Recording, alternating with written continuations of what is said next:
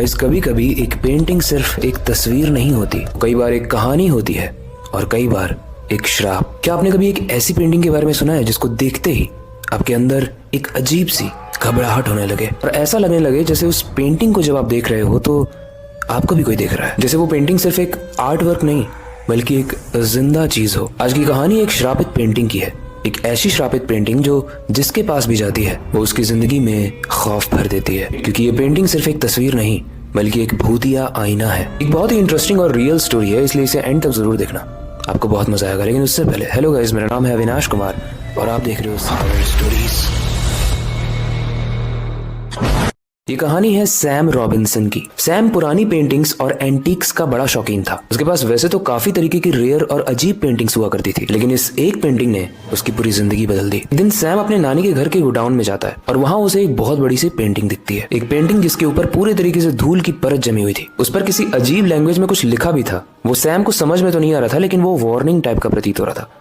खैर, सैम ने इन सारी चीजों को इग्नोर करते हुए उस पेंटिंग को हाथ लगाई और जैसे ही सैम ने उस पेंटिंग को हाथ लगाया एक अजीब सी लहर उसे फील हुई, एक अजीब सी ठंडक सी लहर। वो उस पेंटिंग को साफ करता है। उस पेंटिंग में एक चेहरा दिखता है, एक दुख भरा चेहरा। वो चेहरा इतना जीवित प्रतीत होता है, इतना लाइव प्रतीत होता है जैसे कोई सैम को चीख चीख कर अपना दर्द सुनाने की कोशिश कर रहा हो, लेकिन आवाज ना आ रही हो। उस पेंटिंग में जिस इंसान का फेस था उसकी आंखें लाल थी, इतनी लाल थी मानो वो काफी दिनों से रो रहा हो। लेकिन इससे भी ज्यादा अजीब बात पता है क्या थी गाइस, कि उस पेंटिंग में से एक बहुत ही गंदी बदबू आ रही थी, एक सड़ी हुई बदबू, मानो कोई सूखा हुआ बदबूदार खून आसपास पड़ा हो। सैम गोडाउन से ऊपर आया और क्यूरियोसिटी में अपनी नानी से पूछता है कि नानी, वो जो गोडाउन में पेंटिंग रखी है वो क्या है, वो बड़ी अजीब टाइप की लग रही है। नानी बोलती है, बेटा इस पेंटिंग को हाथ भी मत लगाना। नानी उसके बारे में सुन के काफी डर जाती है और थरथराते हुए कहती है कि ये पेंटिंग एक श्रापित पेंटिंग है और जो भी इसे अपने घर लेकर आया उसका अंजाम बहुत बुरा हुआ और बड़ी ही मुश्किल से हमने बहुत सारे मंत्रों के साथ इस पेंटिंग को गोडाउन में रखा हुआ है, तो तुम इसे हाथ मत लगाना। अब सैम ये नानी को कैसे बताए कि वो तो ऑलरेडी उस पेंटिंग को हाथ लगा चुका है,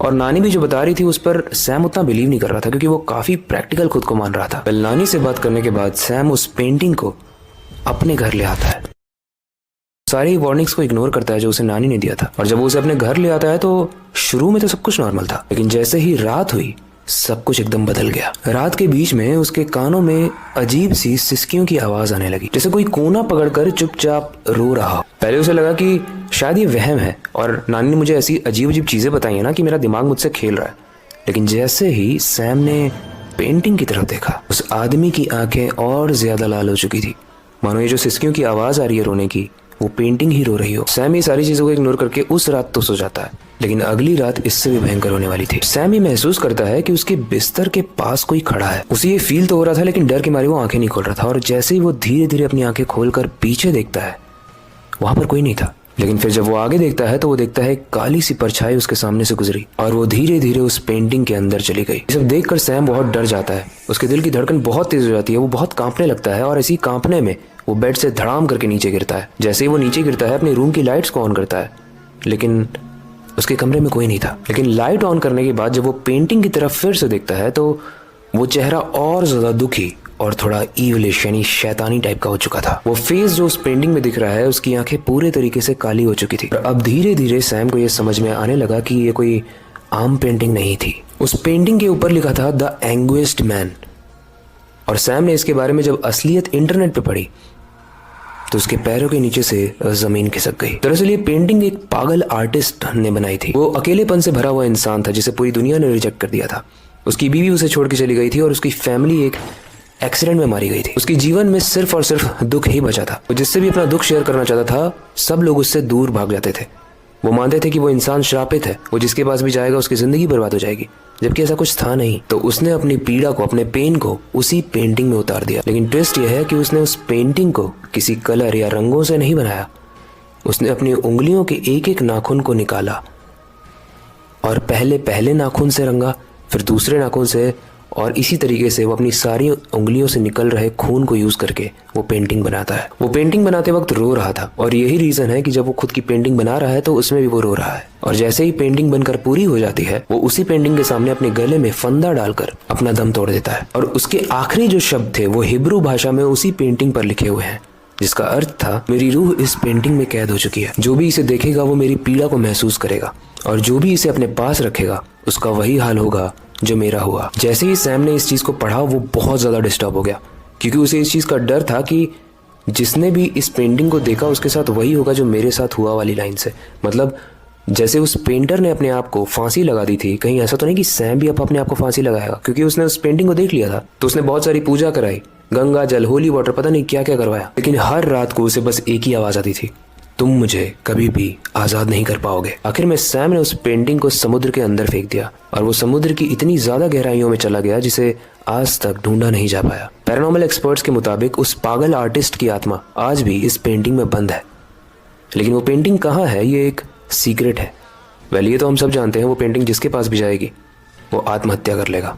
और हैरानी की बात यह है कि उस पेंटिंग को फेंकने के बाद भी सैम इस श्राप से बच नहीं पाया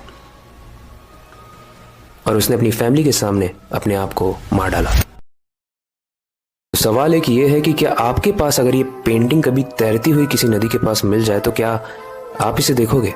ऐसे चेहरे को जो एकदम असली प्रतीत होता है और उसमें पेन इतना भरा हुआ है कि अगर आप उसे देख लो तो आपकी जिंदगी भी पेन से भर जाए। वेल, कहानी जो भी हो, मनगढ़ंत हो, रियल हो, जैसे भी हो, एक चीज़ तो हमें समझनी चाहिए। जिस तरीके से उस आर्टिस्ट ने लोगों के साथ अपने पेन को बांटने की कोशिश की, लेकिन किसी ने भी उसकी बात नहीं सुनी, ऐसे ही बहुत सारे लोग होते हैं। हम खुद भी कई बार उस सिचुएशन में होते हैं, तो ऐसे केस में जो हमें सुनता है हम उसके लिए बहुत ग्रेटफुल रहते हैं। लेकिन वैसे लोगों का क्या जो चाह कर भी अपनी बातों को नहीं बता पाते। हमें एक ही लाइफ मिली है गाइस, और हमें हर इंसान की जितनी हो पाए उतनी मदद करनी चाहिए। अगर आप पैसे से मदद नहीं कर सकते तो इमोशनली अवेलेबल रह के कर सकते हो, और अगर इमोशनली अवेलेबल रह के नहीं कर सकते तो पैसों से कर सकते हो। किसी भी तरीके से आप मदद ज़रूर करो, क्योंकि इस तरीके से जिस तरीके से उस आर्टिस्ट ने अपने गले में फांसी लगा ली वो ज़रूरी नहीं था, वो बच सकता था और शायद ये पेंटिंग भी आज श्रापित नहीं होती। फिर आपको ये कहानी कैसी लगी हमें कमेंट सेक्शन में ज़रूर बताना। इस कहानी से रिलेटेड कोई भी फीडबैक हो उसे भी आप कमेंट सेक्शन में बता सकते हो। बाकी वक्त आ चुका है इस स्टोरी को एंड करने का और नई स्टोरी पर काम शुरू करने का, लेकिन जाने से पहले मैं बस एक ही चीज़ करना चाहूँगा, अपनी क्यूरियोसिटी को डाई मत होने देना, नई चीज़ें सीखते रहना, अपने बेड के नीचे और खिड़की के बाहर ज़रूर देख लेना कहीं वो पेंटिंग तो नहीं तैर रही है। मिलते हैं अगली वीडियो में।